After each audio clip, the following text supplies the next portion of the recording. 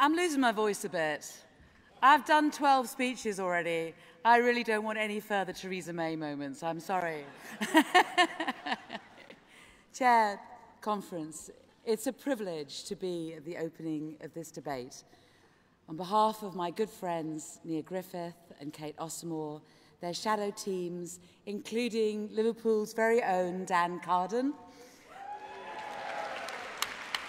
and my own superb ministerial team, Helen Goodman, Liz McInnes, Khalid Mahmood, Fabian Hamilton, Ray Collins, and my PPS, Danielle Rowley, a fabulous representative of the resurgent Scottish Labour Party.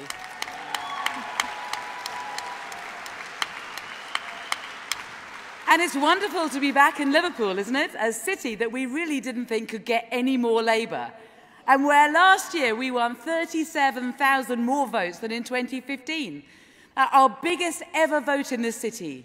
And next time round, under the inspirational leadership of Jeremy Corbyn and John McDonnell, we're going to go one better. It's been 35 years since we kicked the last Tory MP out of Liverpool. So next time round, we'll win Southport as well, and we'll kick the Tories out of Merseyside for good.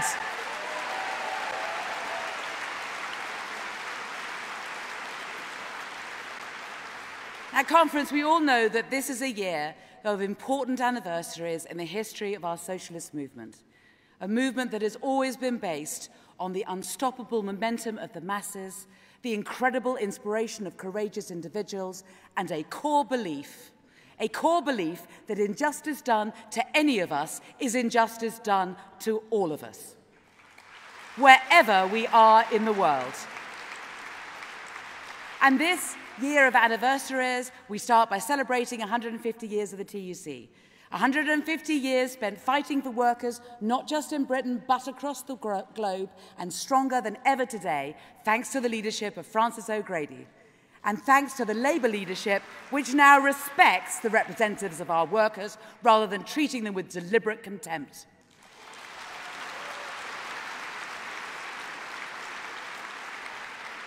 And in this year of anniversaries conference, let's recall, it's 130 years ago since a thin, humble, bearded socialist.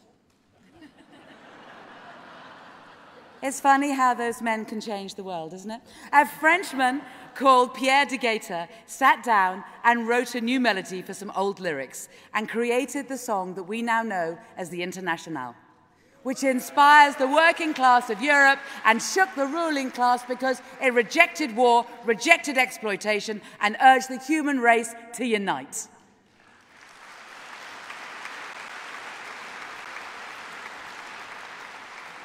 And of course, conference, it's 100 years since the first women of our country won the right to vote and won the right to stand for Parliament.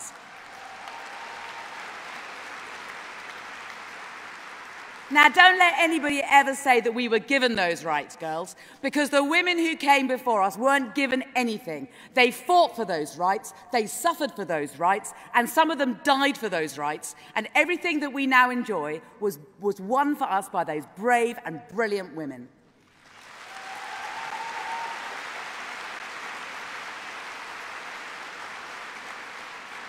But it's also been 100 years, conference, since a young woman who never got the right to vote gave birth to her only son, a son who was refused permission to attend her funeral 50 years later because he was in a prison cell on Robben Island. Nonkululeko Mandela never got to see her son freed. She never got to see him change his country and inspire the world, but he called her the centre of his universe. So we owe it to her that he did. And conference, we also celebrate this year the anniversaries of some of Labour's greatest achievements. 70 years since the Attlee government created the NHS, 50 years since the Wilson government helped create the Nuclear Non-Proliferation Treaty, and 20 years, conference, since Gordon Brown brought in the tax credits which the Tories are trying to dismantle.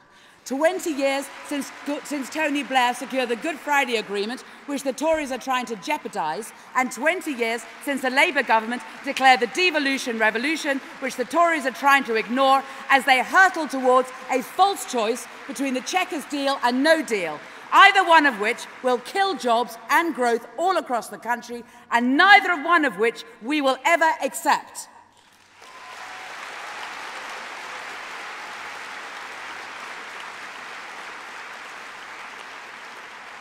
But conference, it's also a year of solemn anniversaries. 100 years since the end of the First World War, when young men from every corner of the human race united across Europe, Africa, the Middle East and Asia, not in the spirit of the Internationale, but in the words of Keir Hardie, to fill the horrid graves of war in the name of selfish and incompetent statesmen who had failed to preserve the peace.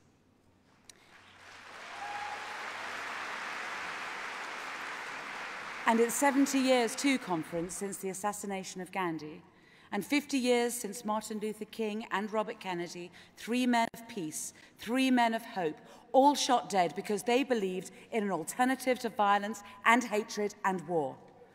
And there's a final anniversary that I think we must pause and remember today, because, conference, it was 80 years ago this very week that the international brigades were disbanded after their brave struggle against fascism in Spain and their heroic final stand at the Ebro.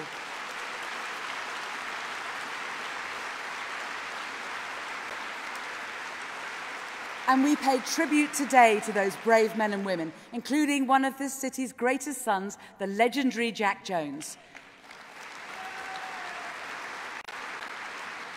They were prepared to sacrifice their youth, their futures and their lives to try and stop the rise of fascism in Europe. And we need the same spirit today, conference, because make no mistake, those dangerous forces are on the rise again in our world, on a pace and a scale not seen since the days of the international brigades. And you know, it's not just the scenes from Charlottesville to Stockholm of masked thugs marching under neo-Nazi banners. It is also, far more dangerously, the rise of leaders projecting a form of nationalism not defined by love of one's country and love of one's people, but by hatred towards everyone else, by the erosion of democracy and free speech.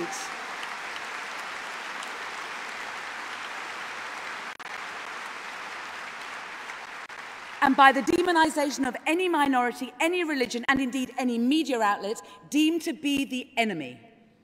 And everywhere we see those governments today, we know they are contributing to the creation of a world which is the very opposite of the Internationale. A world where the human race is more divided, more drowning in hatred than at any time since the 1930s, and a world which is utterly, therefore, unable to deal with the problems that we collectively face. That is why our world leaders shrug their shoulders as climate change crisis reaches the point of no return. That is why governments like ours continue to sell arms to Saudi Arabia, even when it is proven that those weapons are being used to murder innocent children in Yemen.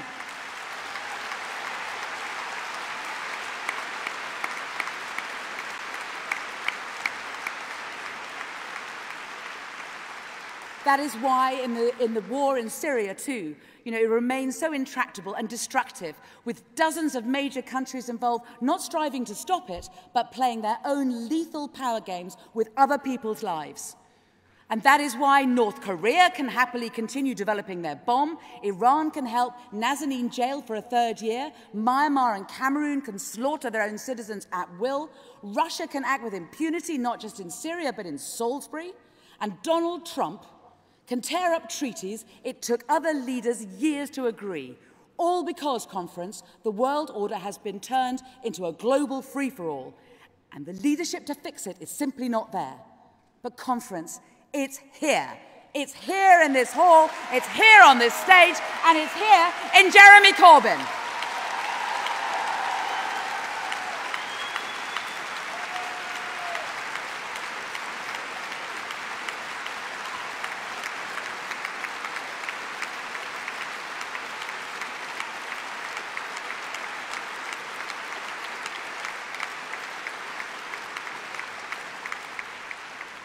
And we, as the Labour Party in government, must be there to lead the world in a different direction.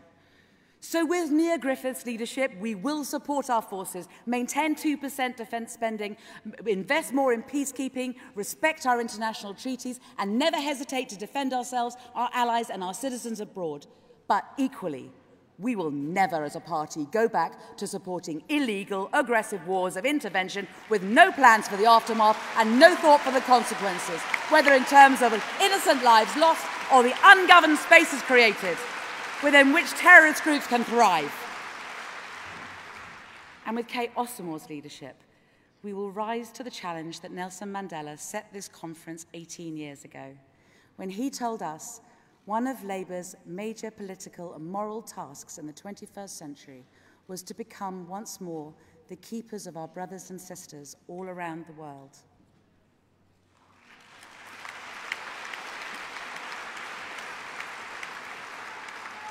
And with Jeremy Corbyn's leadership, we must and we will lead the world in promoting human rights, in reforming the arms trade, in pursuing an end to conflict, in supporting, not demonising refugees, and in turning the promise of a nuclear-free world from an impossible dream into a concrete goal. And with the leadership of every single one of us conference, we must also honour the memory of the international brigades and lead the fight against the forces of fascism, of racism, of prejudice and anti-Semitism. Because that is what we have always done. That is what we have always done, both at home and abroad, and that is what we must always do.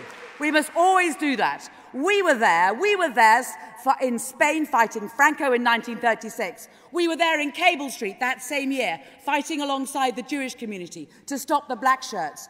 We were here in Liverpool a year later when Oswald Mosley tried to speak in this great city and was forced out without saying a word. And we were there.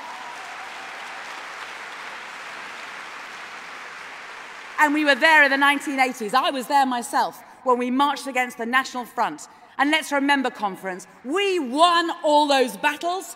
We beat the black shirts and the NF and the BNP and the EDL and whatever they call themselves today, however they dress up their racial hatred.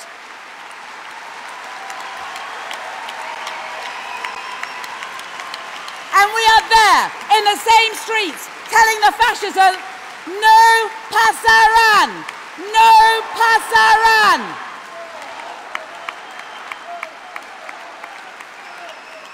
No pasarán!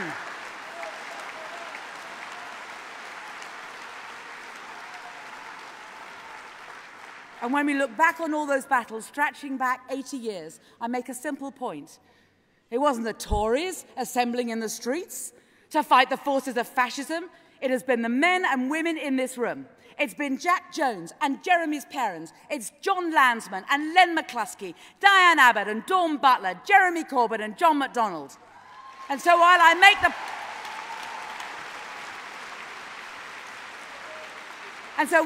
the point of never disagreeing with anything that John says, I disagree with him on this. We don't need a new anti-Nazi league because the anti-Nazi league is in this hall and on this stage.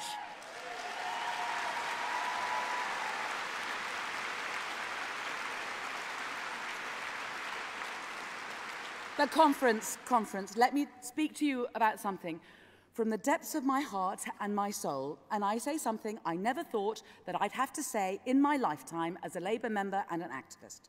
And it's simply this. If we want to root out fascism and racism and hatred from our world and from our country, then we must start with rooting it out in our own party.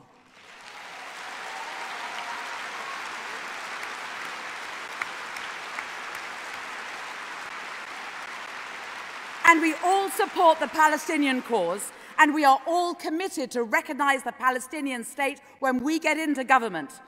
And I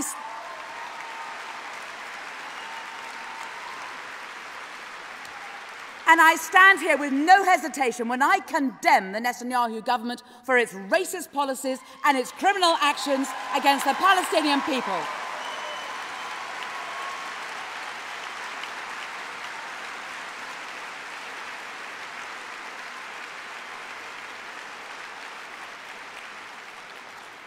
But I know as well, And we must all acknowledge that there are sickening individuals on the fringes of our movement who use our legitimate support for Palestine as a cloak and a cover for their despicable hatred of Jewish people and their desire to see Israel destroyed. Those people stand for everything that we have always stood against, and they must be kicked out of our party in the same way that we kicked out Oswald Mosley from Liverpool.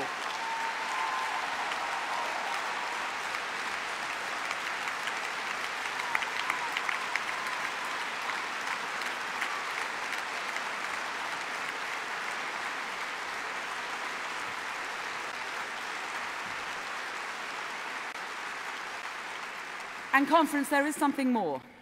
Because if we truly want to realize the dream of the Internationale, to unite the human race and reunite our country, then again, we must start with uniting our own party and ending the pointless conflicts which divide our movement, which poison our online debate and distract us from our job, which is fighting the Tories.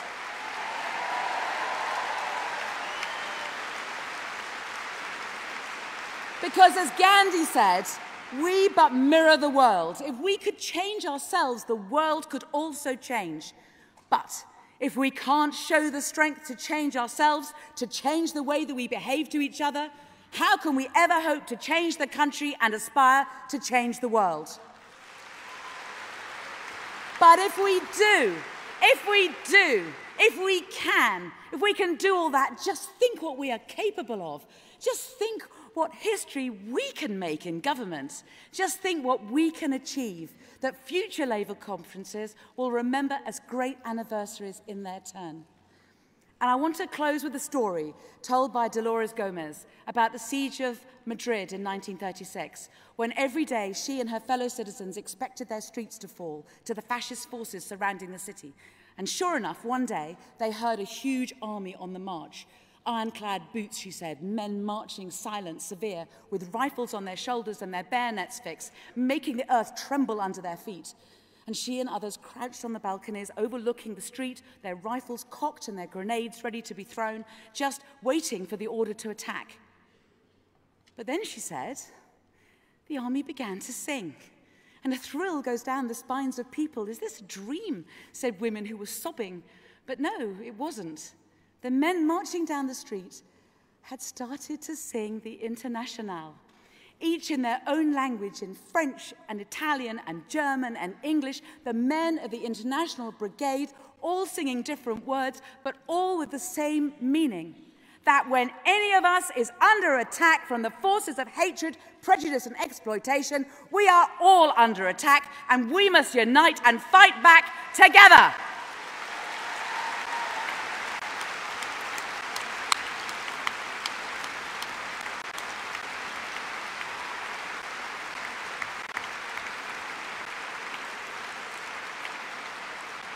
And if we can show that same unity today in our party, if we can root out prejudice and end division in our own ranks, then we can heal our divided country. We can unite our fractured world, and we can show that the greatest achievements of our socialist movement lie not in our past, but in our future. That is the kind of government we need for our country, and that is the kind of Britain that we need for our world. Thank you.